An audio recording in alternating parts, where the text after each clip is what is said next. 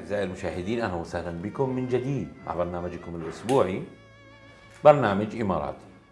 كما عودناكم في كل أسبوع نستضيف لكم خيرة من دولة الإمارات، قصة نجاح أتت إلى الدولة منذ تسعينيات القرن الماضي. Mr. Stephen, good afternoon. Good afternoon, sir. How are you? I'm very good, thank you so much. We are so lucky to be here with you in your company. Our team said you welcome in our program. Thank you very much. You're welcome. And we would like to know about yourself. Who's Stephen when he comes to this country at the first time and what you are doing at this time?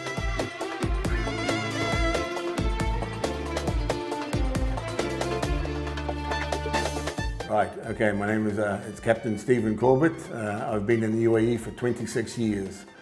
I originally came as the marina engineer for Jebel Ali Hotel, where I was for 2.5 years. And I left there and started up a company with a very good friend of mine called Yacht Solutions, where we worked for 3 years. And then the opportunity came to start my own company, which we did. It was called JPS in those days. And we started up doing yacht services. And then we changed sponsors and changed our name to JLS, where we have been now for since 2002. Let's talk about Mr. Stephen, or Captain Stephen, and the sea or water history. So how it started with you? It actually started in Canada when I bought my first own sailboat. I've had 5 boats since then, and there's always 2 things that are very exciting for a sailboat owner: is the day he buys and the day he sells. Sailing is very enjoyable sport, but it costs a fair bit of money. So I've had 5 sailboats, and now in my company we have about 9 boats, but they're company boats used for training and used for management and etc.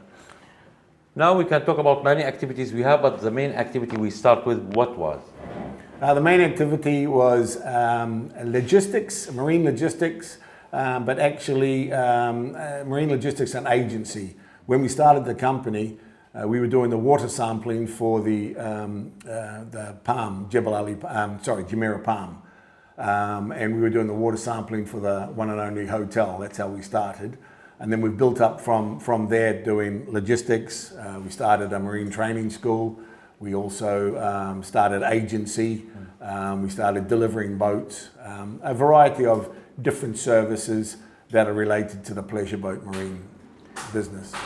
From employee to employer, it's easy? No, it's not easier. Obviously a lot more responsibility. I have a very good team, but we brought some new business in. Agency for yachting was not so big. Training schools were a bit limited. Marinas were just starting to grow. People didn't understand. Even with the government, there were rules and regulations that didn't really apply to the yachting business.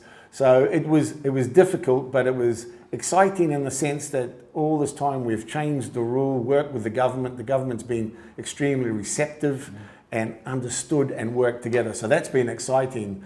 But to change rules and regulations, it's quite difficult. 2002, it was booming time in UAE. It was booming, yes, it was. So opportunity for everyone here, so we will choose the section that we will prove ourselves in this sector, because the challenge is so high, right? Yes, exactly, yeah. So how many employees you start with that time? Well, I started with just 2. The first person I brought on was my finance director. I'm not too good with money. He's very good with money, so that worked out well. He was running the office and I was out driving boats. So we started with 2 and then have slowly built up as we've required more staff, taken on more portfolios, started to be accepted in the marine world, and we've grown from there. 2008, 2009, it was tough for many people. Yes. Is it effective, the crisis that time? Yes, it was tough because it affected the customers that were coming to the UAE. We've always really never said no, so we've taken on any job that we can get, even if it's from just towing boats or from delivering boats or from cleaning boats. Basically, we always have looked at anything and everything. We're a company that likes to take on a challenge for every job, but we also understand that I have to pay my people for 12 months, not just seasonal. So we have to have work that takes us through. We do crew placement, we do small yacht management, anything that can keep us going, through the year. When I talk about the team that we want to choose, the teachers, because the courses that we are give, so we need to let them qualify for our courses. So how did you choose your employees? Well, that's another angle. We are an RYA, the Royal Yachting Association of the UK, which is the oldest and most respected training in the world. It's been going since 1860. So be an instructor, you have to actually be certified by the RYA to make sure there's no conflict of interest. So all my instructors have been UK trained and UK authorised. I cannot sign them off as instructors. It must be the UK and it must come from the Royal Yachting Association. And that keeps it true and that keeps it quality and it holds a worldwide licence. So we employ them, then we either send them up to the UK or bring down the UK advisors to certify my people. They have their licenses and then they're registered with the UAE government and then they're licensed to train. But obviously our people are not just trainers, they also, if they're not training, they're out working on boats, cleaning boats, delivering boats, talking to customers and all that type of stuff. So our company is everybody's got multi-jobs, multitask. When I talk about the certificate that the people take from here, it's approved from which authorities or from which areas? Yes, it's approved from the FTA, which is now called the Ministry of Energy and Information, I believe, MOI.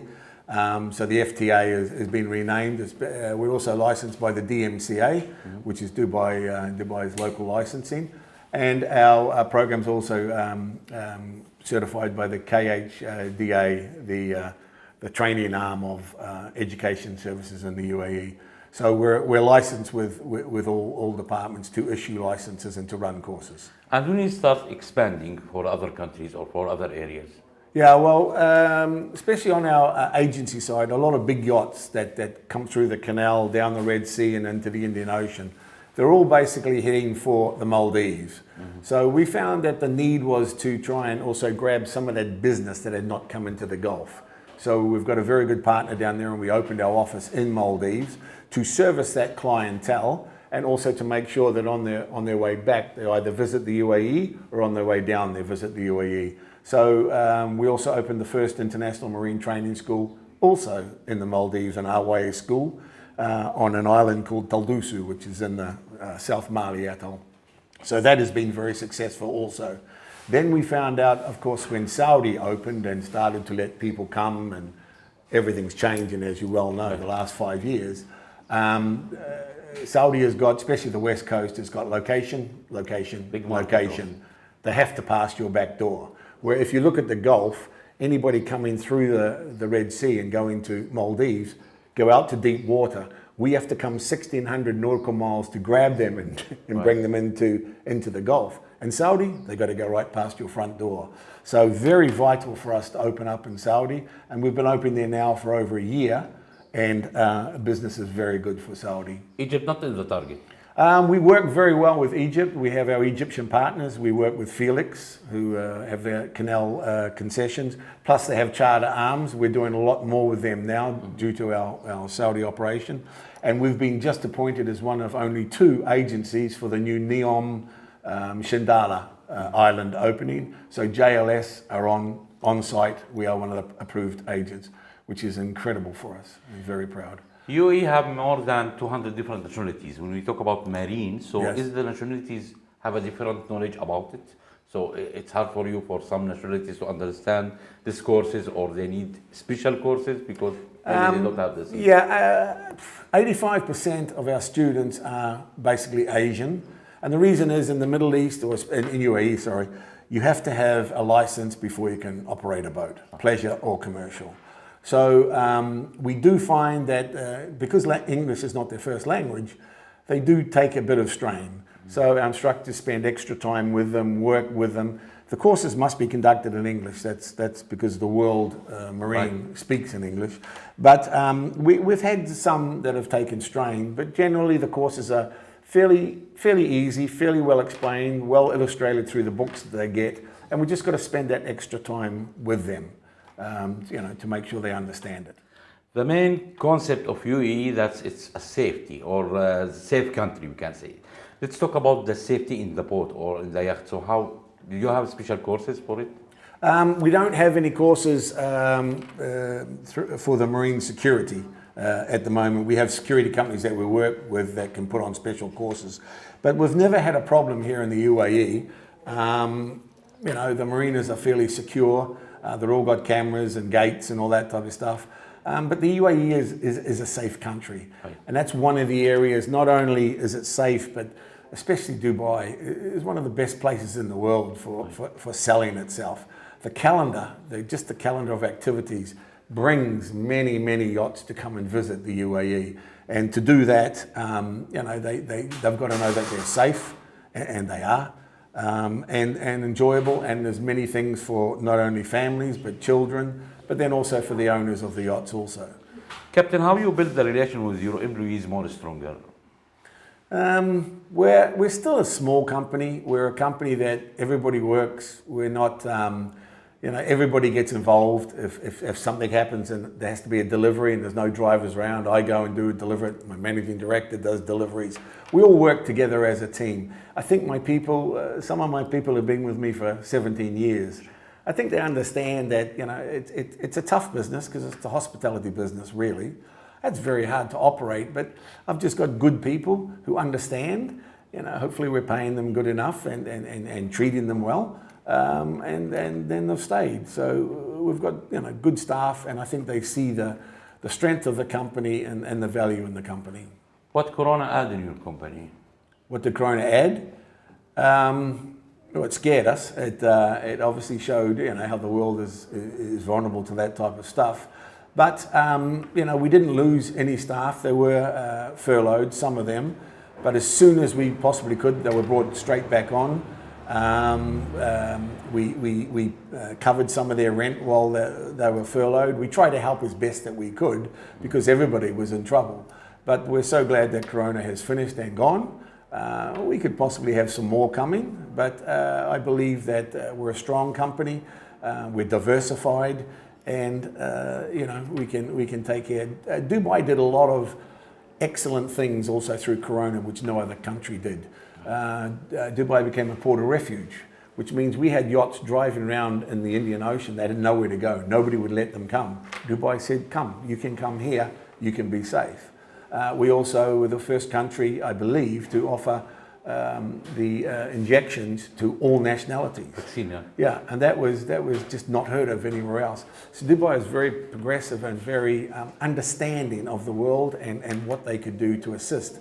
And, you know, that made it a lot easier for us to service our customer. We can say after Corona now we are living in digital age. So Yes. did you shift for digital online meeting platforms, applications? Yes, did definitely. you shift Yeah, for that? definitely. Yeah, I have a very a young team, and my managing director also is younger, and they have brought technology. Yeah, I'm still a bit of an old man, so I still have handwriting and all that rubbish. But they're young; they understand. I've got a very aggressive IT department, especially with Leslie and Chris, who you've been in discussion with. They're very good, and they've really brought us electronically into the world. We have very good media outlets now. We work with many different outlets, and yeah, I would say that we've kept up with technology as it is. Captain, how you can handle your time between your business life and personal life?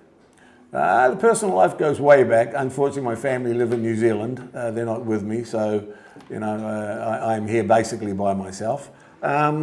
Now, when you've got the company and especially opening these new divisions, you know, we're looking at opening in Sri Lanka. We're looking at hopefully opening something in Oman. We're already in discussions with Qatar. We need to make sure our customers are taken care of at every stop they can go. And the whole idea is if you exit the Suez Canal, we can pick you up and take care of you from Saudi when you turn the corner, hopefully into Oman, then into the Gulf, and then on to Maldives, through Sri Lanka, and then we can set you off to the Far East. COP28, he talk about the yacht, he talk about the seas, he talk about everything that's to save the earth. So Yes. Yes. did you change anything after COP28? Well, we're certainly trying. We're in the negotiations now. I can't say much about it now, but on looking at hydrogen boats and hydrogen applications, which is huge, especially for our Saudi operations. We're just in negotiations. We can see We're doing a lot of work on the Saudi west coast, and we see the problems that are happening and how they want to protect the corals and that. So we're heavily in discussions now with an alternative, zero emissions, zero vibrations, because even engine noise can damage reefs. All that. So we're looking heavily involved into that side. And obviously all the initiatives that the UAE have, they're building hydrogen plants here. We're looking at doing all sorts of applications here. So yes, we're heavily involved with it also.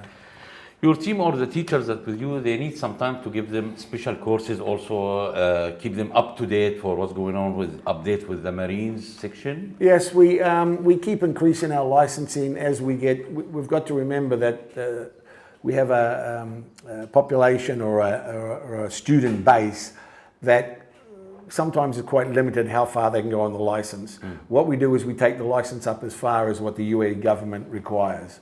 We are going to increase our licensing, but it's really for people who have been in boating for a long time, who understand the navigational requirements for a bigger license. So we're constantly expanding. Only last year we started, we brought on personal watercraft, the jet skis, we've brought that into play. We've got now first aid, sea survival for our STCW courses. So we are expanding and looking, and the next move we'll do for the Maldives is a personal watercraft course down there also for jet skis down there for the resorts. Many new investors coming here to find a business for them. Let's talk about the people who came here to invest in the sea or in the marine. So yes. What they can find consulting in your company? Well, we end up consulting for them because the UAE, the Middle East, it's a tricky little patch of land. It's I've learned that over the 26 years. We do business completely different than anywhere else in the world, and you see people come in and they bring in all these ideas which are great but don't work here. You've got to adapt to the local market. You've got to adapt to the conditions that we operate in. So we don't really have that many consultants that we work with. We do a lot of consulting ourselves for people that are coming in and to start business. We work with solid companies that have good track records or are honest in business. We try to work with as many of those as possible. The more contacts we have is better for us. But we don't, we consult, but we don't really need consultants to come and assist us for the Middle East. We're one of the best in the Middle East. We are the biggest agency in the Middle East, actually. What's the next plan in the business? Just more expansion. As I said, it'll be Oman, Qatar, Sri Lanka, and a bigger expanse into Saudi Arabia. Saudi Arabia is going to be huge. Dubai is already huge. So those take time, we have to educate, especially Saudi. They don't have that experience. They're just opening up now. So we're doing as much as we can to assist them, showing them the way on how to do good business in the marine field. Captain Stephen Emirati program always looking for the people who on the best or in the top, we can say it. And that's remind us with His Highness Ward, Sheikh Mohammed, that mentioned, it's hard to be number one, but the hardest is to stay on the same level. So how you keep sustainable on the top in your business life? We just stay true to form. If we say we're going to do something, we do it. We know the market, we work well with the government, so we get all the latest updates. We do a lot of things. We print our own brochures for crew. We've designed a compass card. The compass card is the only one like it in the Middle East for yachting, where we give crew that have come through our agencies, we give them discount cards so the crew can go out and enjoy and stay longer in the country and save some money and all that type of stuff. We do lead the way in yachting because we were ex-yachties ourselves. We know what we're doing and we know what we can do to assist the yachts that come through. So we don't sit down and just say, hey, we're number one, we're okay. Right. We're constantly helping to grow, working with governments. We take a big part in the LMA, which is the Leisure Marine Association. My managing director is on the board. We have changed rules, we've changed laws, to make things better to come and visit the UAE. And all surrounding countries are now trying to copy and emulate what's happening in the UAE. Many marine exhibition happening in UAE, so you're active with this exhibition? Yeah, we have 5 stands at the upcoming Dubai Boat Show. Yep, so we'll have a big presence there. But we also visit international boat shows around the world. We have a big player. We go with the UAE government and the Abu Dhabi government for Monaco, which is the biggest super yacht show. So we have a very big presence there. But yeah, you've got to keep out and you've got to keep spreading the word and getting the people to come and stay. You target for many people coming here to find their opportunity. So what you will advise them before they come here? There's no free lunch. Everybody's got to work. You've got to come, and I believe you've got to come and stay for a while. If you think you can come in for a year or 2 years, make a quick buck and leave, that just doesn't work. I mean, you have to, I've seen it after 26 years, how things start to play and how things fall in. If you're going to come in, you've got to come in true. You've got to believe in what you're doing, and you've got to, work the local market. You've got to show that respect, but you just got to work hard. As I said, there's no free lunch, no matter what. Personally, Captain Stephen, who built your character? Who built? Your character. My character, my mum. Oh, what she built? No, it was just silly things like when the phone rings, pick it up within the third ring. If you're talking, make sure you know what you're talking about. If you can't handle the call, pass it to somebody who does know. And if you promise something, do it. We make sure we're always on the dock when the yachts arrive. We're all in uniform. All our vehicles are well signposted. That puts you out as a challenge because now my name's all over the place. So if we start behaving badly, people are calling up saying, hey, what's going on? My drivers are very respectful. They're well received in every marina they go to. My staff are all in uniform. It's all presentable well. So we put ourselves in show, but we're very proud and we haven't had any feedback to say that we're doing something wrong. So it's just stay on course. We love to win contracts. We love to get innovative with new things. That's what keeps us ticking over. Your employees make you as a manager or leader? I don't know what they call me. That's a whole other story. No, not a leader, just part of the team. Part of the team. I have, as I say, very good staff. We always banter and have fun, but no, I'm just part of the team. I've got a job to do along with them, but we make sure that we try and support them as best we can, and train them up properly. Finally, this country would give us a concept that you cannot find it over the world, the security. Safest country in the world, you can say it's UAE. So starting from His Highness Sheikh Zayed, the one who built this country, and son of Zayed, they make it #1 in the world. Yes. What you would say for UAE leaders and government for all this opportunity that we have? I just would tell them thank you very much for having such a great vision. Especially most of the time has been in Dubai with Sheikh Maktoum. Just all the development and the thought. I mentioned some of the things about what happened through Corona, but just the aggressive nature, and then things like Emirates Airline and things like all the malls. There's something there for everybody. And when you look in the area, UAE and especially Dubai and Abu Dhabi, they make it attractive. They make people want to come. And once we get them here, then they can understand what a good thing it is. So I want to thank them. The Dubai tourism, I don't know any country that can sell like Dubai tourism. Just incredible. So I want to thank them definitely. And from our side, Captain Stephen, we say to you, thank you so much to give us this opportunity to be with you, and welcome again in Emirates. Thank you very much, sir. Thank you.